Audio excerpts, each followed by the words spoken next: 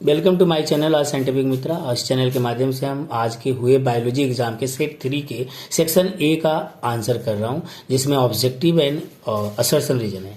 तो पहला का आंसर देखते हैं, select the pathogen mismatch with the symptom of disease cause by it. इसमें देखते हैं कि कौन सा मिसमैच्ड है। तो पहले के एबीसी के सही सिम्टम है ऑर्गेनिज्म के अनुसार, और डी वाले जो ऑप्शन है हीमोफिलस इन्फ्लुएंजा के जो सिम्टम्स है वो नहीं मिलते। तो आंसर एक का डी हो गया। और क्वेश्चन नंबर 2 में देखते हैं, इंपॉर्टेंट एट्रीब्यूट सिर्फ पॉपुलेशन के लिए होना चाहिए लेकिन इंडिविजुअल के लिए नहीं।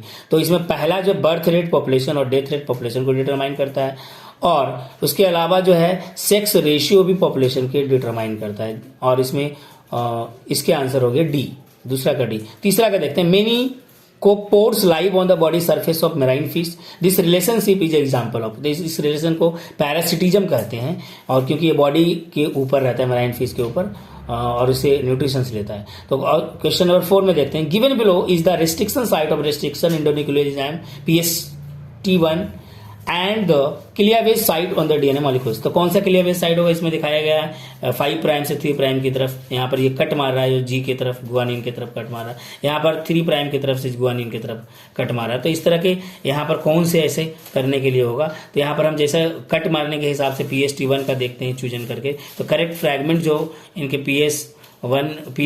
PST1 एंजाइम के एक्शन के द्वारा जो फ्रैगमेंट बनेंगे वो डी वाला बनेगा। यहाँ पर कट करने के बाद आप देख सकते हैं यहाँ पर G3 का यह कट हुआ और यहाँ पर ये कट बना है यहाँ पर 3 का। तो ऑप्शन डी होगा 4th।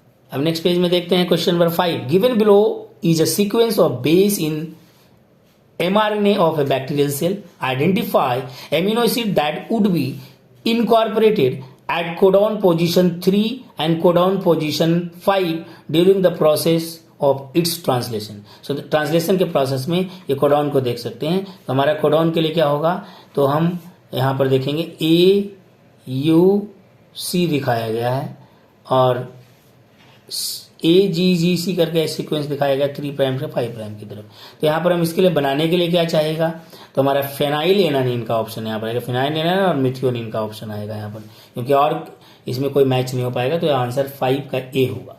क्वेश्चन नंबर 6 में देखते हैं, given below a structural detail of a human memory glands. Human memory gland के लिए पहला option, the glandular tissue in the breast has 15 to 20 cluster of the cells is called alveoli, बिल्कुल सही है, correct. और दूसरा, the milk is stored in the lumen of alveoli, ये भी सही है। लेकिन थर्ड वाला ऑप्शन है कह रहा है, the alveoli join to form the mammary ducts, गलत है। Mammary ampullae is connected to lactiferous duct, यहाँ पर ये गलत है। तो 1 और 2 इसमें सही है, और 1 और 2 के हिसाब से ऑप्शन ए 6 का ऑप्शन ए करेक्ट होगा। क्वेश्चन नंबर 7 में देखते हैं, given below are the list of the commercially important product and their source organism, select the option that give the correct match। तो इसके हिसाब से साइक्लोस्पोरिन ए जो है ये क्या करता है, ट्राइकोडर्मा पोलियोस्पोरम से ऑप्टेन किया जाता है, इससे इनका सोर्स है। और इसमें देखते हैं बी का जो है 4 ऑप्शन, बी का 4 ऑप्शन देखते हैं कि मोनस्कस परपुरिया से स्टैटिटिन्स निकाला जाता है, और स्ट्रेप्टोकाइनेज जो है ऑप्शन सी, इसका ये एक है जो स्ट्रेप्टोकोकस से, और पेनिसिलिन जो डी है इसका 3 पेनिसिलियम नोटाइटम से निकाला जाता है। तो इस तरह से क्वेश्चन नंबर 7 का आंसर डी हुआ। नेक्स्ट पेज पे देखते हैं, क्वेश्चन नंबर 8 है, tetanus anti toxin, tetanus toxoid when injected in the human body it immediately provide. तो ऐसा टेटनस के एंटीटॉक्सिन बॉडी के अंदर इंजेक्ट किया जाता है तो हमें पता है कि इनेट इम्यूनिटी क्या होता है कि जो माँ बाप से मिलता है, हमें बाई बर्थ मिलता है, तो ये नहीं हो सकता। पैसिव इम्यूनिटी हमारे क्या होता है, वैक्सीन डालने के बाद मिलता है। और ऑटो इम्यूनिटी क्या होता है कि बॉडी के अंदर हमारे कुछ एंटीबॉडी होते हैं, वो अपने ही एंटीबॉडी को डिस्ट्रॉय करते हैं, तो उस तरह की ऑटो इम्यूनिटी। तो ये तीनों इस पे मैच नहीं कर रहा है। तो इमीडिएटली क्या होता है कि एक्टिव इम्यूनिटी प्रोड्यूस होता है, इसको बोलते हैं कि temporary immunity, active immunity is also not temporary immunity. So option 8 का डी होगा option. Question number 9, the primary productivity in the ecosystem is express. Ecosystem के अंदर देखते हैं प्लांट का जो प्रोडक्शन है, ऑर्गेनिक मैटर का जो प्रोडक्शन है वो कैसे एक्सप्रेस किया जाएगा। तो ये पहला ऑप्शन गलत है, बी वाला गलत है, सी वाला ऑप्शन में होगा किलो कैलोरी में किया जाता है, किलो कैलोरी पर मीटर स्क्वायर पर ईयर में एक्सप्रेस किया जाएगा प्राइमरी प्रोडक्टिविटी। तो ऑप्शन 9 का डी है। और 10 में देखते हैं select the option the show the correctly identify you x by Z in a developing dicot embryo. इस फिगर के थ्रू हम देखते हैं कि एक्स क्या चीज को रिप्रेजेंट करता है, जेड किस चीज को फिगर में रिप्रेजेंट कर रहा है, बाई और यू किस को रिप्रेजेंट कर रहा है। तो एक्स जो रिप्रेजेंटेशन है ऊपर का जो हिस्सा है वो सस्पेंसर सेल को रिप्रेजेंट करता है जो डिप्लॉयड 2n के रूप में रिप्रेजेंट होता है, जबकि बाई की अगर हम बात करते हैं ये कॉटिलिडेंस का पार्ट है। जेड की अगर बात हम करते हैं तो ये रेडिकल का पार्ट है, रेडिकल भी 2n के रूप में, और यू की जो बात करते हैं प्लूमूल है, जो प्लूमूल बाद में सूट का फॉर्मेशन करेगा। तो ऑप्शन इसका 10 का सी ऑप्शन करेक्ट हो रहा है फिगर के हिसाब से।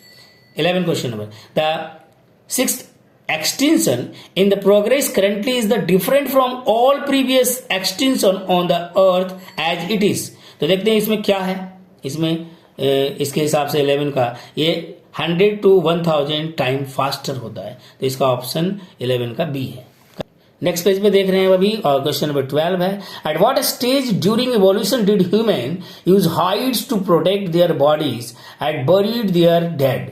तो हम देखते हैं कि ह्यूमन के इवोल्यूशन में सारे इनके क्रॉनिकल डिसऑर्डर हैं, जिसमें क्रॉनिकल ऑर्डर हैं, उसमें हमें दिखाया गया है क्रॉनिकल ऑर्डर में कि कौन कौन सारे ह्यूमन के ऑर्डर्स हैं जिसमें डेवलपमेंट हुआ। तो हम देखते हैं कि ह्यूमन का एक ऐसा नेदरथल मैन जो है, नेदरथल मैन जो ह्यूमन का हमारा जो हिस्ट्री है इसमें देखा गया कि वो किस तरह से रहते हैं, वो अपने आप को प्रोटेक्ट करने के लिए हाइड कर देते, छुपा लेते हैं, और वो बरीड डेड करने के बाद अपने बॉडी को जमीन के अंदर बरीड करते हैं। तो इसके हिसाब से इनका ये जो बी वाला ऑप्शन इस तरह के ह्यूमन मेन करता है। तो अब हम देखते हैं कि हमारे पास क्वेश्चन नंबर 13 से 16 तक असर्शन रीजन वाले क्वेश्चन है। आपको पता है कि ए में ए का ऑप्शन तभी होगा जब असर्शन रीजन दोनों ट्रू है, रीजन करेक्ट एक्सप्लेनेशन ऑफ ए।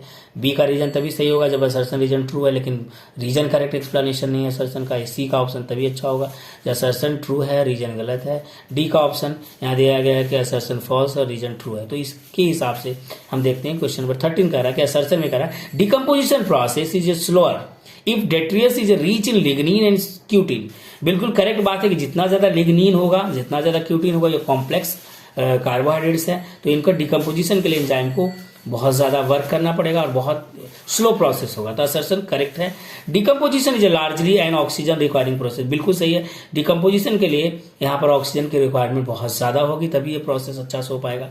लेकिन ये डिकम्पोजिशन के लिए ऑक्सीजन की रिक्वायरमेंट ज्यादा होगी, इनका कोई रीजन का कोई असर्शन से रिलेशन नहीं है। तो ये दोनों असर्शन भी करेक्ट है, रीजन भी करेक्ट है, लेकिन रीजन का करेक्ट असर्शन का करेक्ट एक्सप्लेनेशन नहीं है, सो ऑप्शन बी होगा, इसलिए इसका आंसर बी है। और 14 क्वेश्चन नंबर में देखते हैं assertion determining the sex of an unborn child followed by MTP is an illegal practice. बिल्कुल करेक्ट है, इलीगल प्रैक्टिस है।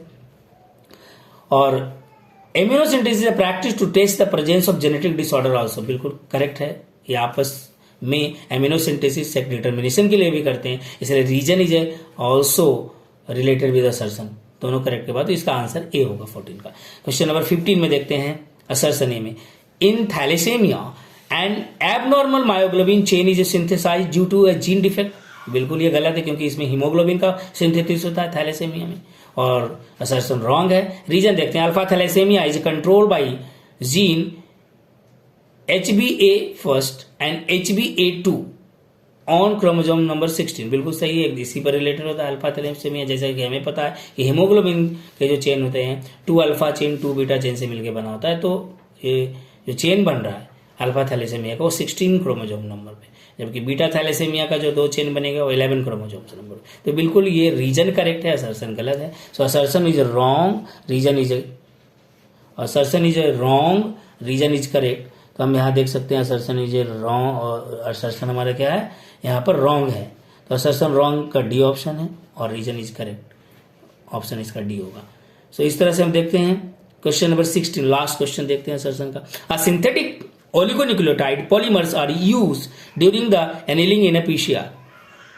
तो बिल्कुल करेक्ट है कि जब हम एनिलिंग करने के लिए जाते हैं तो हमें एक बाहर से रॉ मटेरियल के रूप में ओलिगोन्यूक्लियोटाइड्स का चेन लेना पड़ता है। तो क्योंकि PCR हमारा सेल फ्री क्लोनिंग है, सेल फ्री क्लोनिंग में हम इस तरह का न्यूक्लियोटाइड पहले से रॉ मटेरियल के रूप में लेते हैं एनिलिंग के प्रोसेस के लिए।